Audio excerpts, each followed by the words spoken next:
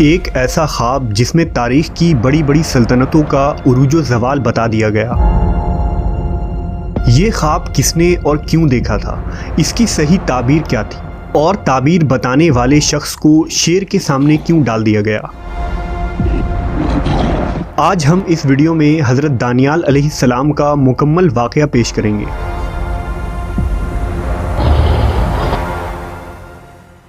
हज़रत दानियाल अलैहिस्सलाम अल्लाह के एक बरगुज़ीदा पैगंबर थे जो बनी इसराइल के ज़वाल के आखिरी दौर में पैदा हुए। आप 457 क़ब्ल मसीह में बैतुल मुक़द्दस में पैदा हुए थे। दानियाल का लुग़वी माने हैं खुदा मेरा मुनस्सिफ़ है। हज़रत दानियाल के वालिदैन के मुतालिक अहदनामा क़दीम और जदीद दोनों में कोई जानकारी मौजूद नहीं है, लेकिन बाज़ मुहक्किकीन ने लिखा कि आप यहूदा के नस्ल से थे जो बनी इसराइल का एक आला मर्तबे वाला ख़ानदान था।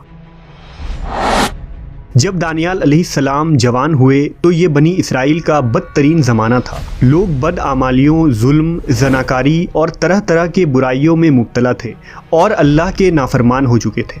लिहाजा अल्लाह का अज़ाब बनी इसराइल पर बुख्तनसर बादशाह की शक्ल में कहर बनकर नाजिल हुआ। बादशाह बुख्तनसर उस वक्त बाबिल का एक जालिम बादशाह था। उसने यहूदा रियासत पर हमला कर दिया और यहूदियों के मुक़द्दस इबादत खाना हैकल सुलेमानी को नेस्तो नाबूद कर डाला।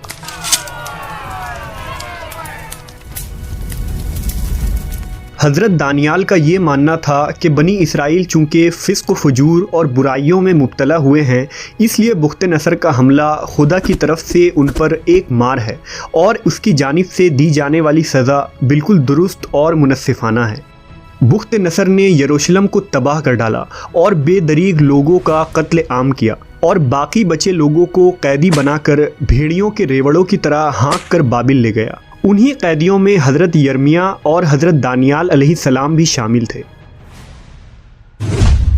421 क़ब्ल मसीह में बुख्तनसर ने एक रात एक पुरस्रार ख्वाब देखा। उसने ख्वाब में देखा कि एक बड़ा बुत जिसका सर सोने का था और दरमियानी हिस्सा चांदी का और नीचे का हिस्सा तांबे का था और टांगे लोहे का था, उस पर आसमान से एक पत्थर गिरा जिससे वो पाश पाश हो गया और उसके अज्जा आपस में मिल गए। वो पत्थर इतना बड़ा हो गया कि तमाम ज़मीन उससे भर गई। बुख्तनसर इस ख्वाब से हैरान हो गया। उसने अपनी पूरी सल्तनत से काहिनों और नजूमियों को बुलाया और उनसे ख्वाब की ताबीर जाननी चाहिए, लेकिन इस अजीबो गरीब ख्वाब का मतलब कोई न बता सका। किसी ने बुख्तनसर को मशवरा दिया कि ख्वाब की ताबीर दानियाल से पूछा जाए। हज़रत दानियाल को अल्लाह ने ख्वाबों की ताबीर का इल्म अता किया था। उस वक्त आप अलैहिस्सलाम कैद खाने में बंद थे, लिहाजा उन्हें बुख्तनसर के सामने पेश किया गया।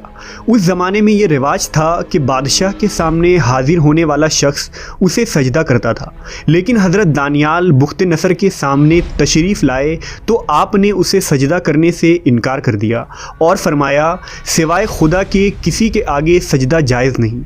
इस पर बुख्तनसर खामोश रहा और उसने कुछ न कहा, क्योंकि उसे पहले अपनी ख्वाब की ताबीर जाननी थी।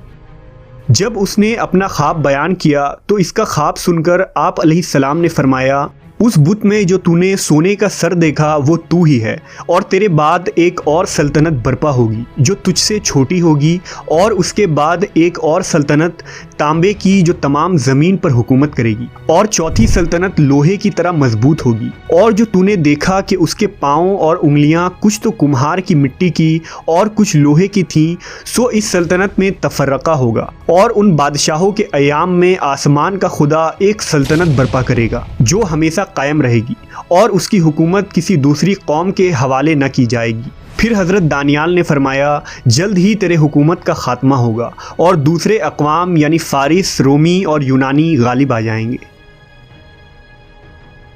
हज़रत दानियाल अलैहिस्सलाम की काबिलियत देखकर बादशाह बुख्तनसर ने उनको दरबार में नौकरी बख्शी। बादशाह उनकी अक्लमंदी और जहानत से मुतासिर हो गया। सहीफ़ा दानियाल के मुताबिक हज़रत दानियाल जवान आदमी थे, खूबसूरत और हर चीज़ सीखने की सलाहियत रखते थे। उनकी समझ बूझ और हिकमत की वजह से उनको दरबार में जगह मिल गई और बादशाह बुख्तनसर जब भी कोई सवाल करता तो हज़रत दानियाल काहिनों और दरबारियों से ज़्यादा मुदल्लिल और बेहतरीन जवाब देते थे।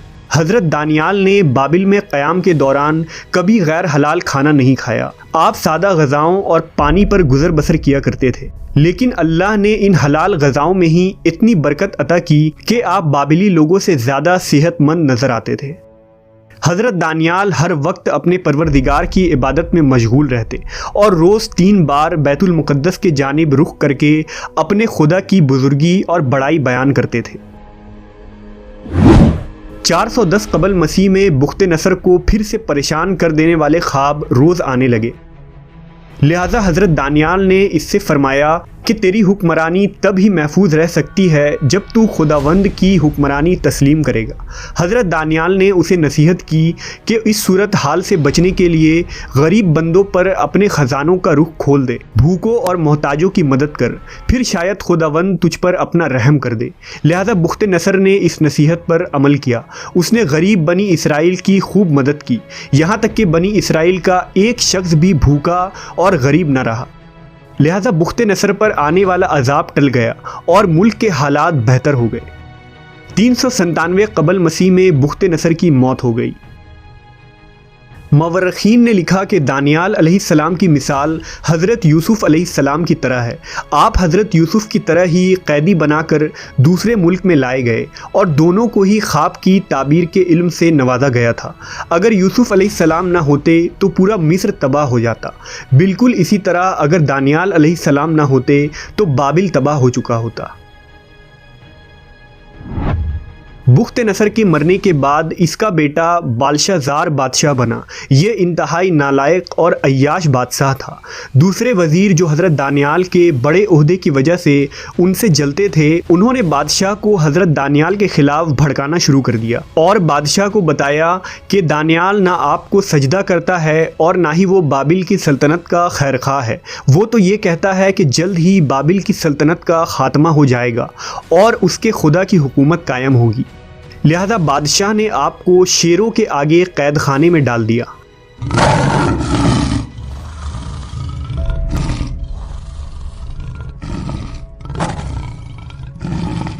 जब हज़रत दानियाल अलैहिस्सलाम ने शेर के सामने खुद को बेबस पाया तो आवाज़ लगाई कि ए खुदावंद, मैं मदद मांगता हूँ, जिसके आगे ये शेर भी अपना सर झुका देते हैं। अल्लाह की कुदरत से शेरों ने आपको कोई नुकसान नहीं पहुंचाया और बाज़ रिवायतों के मुताबिक उस वक्त कैद खाने में फ़रिश्ता जिब्राईल नाजिल हो गए और शेर फ़रिश्ते को देखकर सहम गए। सुबह हुई और जब लोगों ने कैद खाने में झांका तो देखा कि हज़रत दानियाल सही और सलामत अंदर मौजूद हैं और शेर एक किनारे पर बैठा आराम कर रहा है। अब लोग समझ गए कि आप एक नेक और बरगुज़ीदा शख्सियत हैं, लेकिन अब वक्त गुजर चुका था और खुदा का अजाब करीब था। बाबिल पर फारिस का बादशाह साइरस ने हमला कर दिया और बुख्ते नसर ख़ानदान की हुकूमत का ख़ात्मा हो गया। उसने हज़रत दानियाल को कैद खाने से आज़ाद करवाया और उन्हें इज़्ज़त व एहतराम के साथ अपने दरबार में वज़ीर मुकर्रर किया। ये अजीम और खुदा तरस बादशाह, जिसे तारीख़ में साइरस आज़म के नाम से जाना जाता है, कुरान मजीद में ज़ुल्क़रनैन के नाम से आपका ज़िक्र मौजूद है। हज़रत दानियाल ने ख्वाब की जो ताबीर बताई वो बाद में पूरी हुई। ख्वाब में आने वाले उस बुत के सोने के सर से मुराद पहली ममलकत यानी बाबिल की सल्तनत है। दूसरी ममलकत चांदी का सीना यानी फारिस की सल्तनत थी, जो कि बाबिली सल्तनत के बाद कायम हुई। तीसरी सल्तनत तांबे की राने यानी यूनान की सल्तनत थी, जिसने सिकंदर यूनानी के बादशाहत के दौर में सल्तनत फारिस को रोंद डाला था। और कुछ लोहे और कुछ मिट्टी की टांगे यानी चौथी ममलकत सल्तनत रोमा यानी रोमन एम्पायर थी, जो कि बाद अज़ा 2 हिस्से में बट गई। एक मशरिकी सल्तनत जिसका पाया तख्त कुस्तुनतुनिया था और दूसरी मगरिबी सल्तनत जिसका पाया तख्त इटली था। यहूद और नसारा में से कोई इस पर ज़रा भी शक नहीं करते कि इन चारों सल्तनतों के ज़वाल के बाद एक सबसे बड़ी हुकूमत कायम होनी थी, जो आसमान के खुदा की हुकूमत होगी और इन सबसे बड़ी, अजीम और दुनिया में इंसाफ कायम करने वाली होगी। अहले किताब हज़रत ईसा अलैहिस्सलाम के बाद बड़ी बेसब्री से उस अजीम खुदाई सल्तनत का इंतज़ार कर रहे थे। वो यकीनी तौर पर जानते थे कि ये सल्तनत आखिरी नबी के हाथों कायम होगी, जिसे वो अरकून यानी अमन का बादशाह कहते थे। आखिरकार अरब के सरजमीन पर नबी बरहक हज़रत मोहम्मद सल्लल्लाहु अलैहि वसल्लम की बासत हुई और खुदाई ममलकत कायम हो गई। तमाम बुत परस्त तहजीब और सल्तनतों को आप सल्लल्लाहु अलैहि वसल्लम के कदमों के नीचे रौंद दी गई और इस्लाम ज़मीन में हर सिमत बढ़ता चला गया। लेकिन इस पाँचवीं सल्तनत की तफसीर पर अहले किताब ने इख्तिलाफ़ किया और इसकी तावील कर डाली, क्योंकि इसे कायम करने वाला नबी बनी इसराइल में से नहीं बल्कि बनी इस्माइल में आ गया। बहरहाल हज़रत दानियाल अलैहिस्सलाम की ताबीर के मुताबिक पाँचवीं अजीम खुदाई सल्तनत ता क़यामत कायम रहेगी, जिसकी तजदीद इमाम ज़माना महदी अलैहिस्सलाम के हाथों कायम होगी।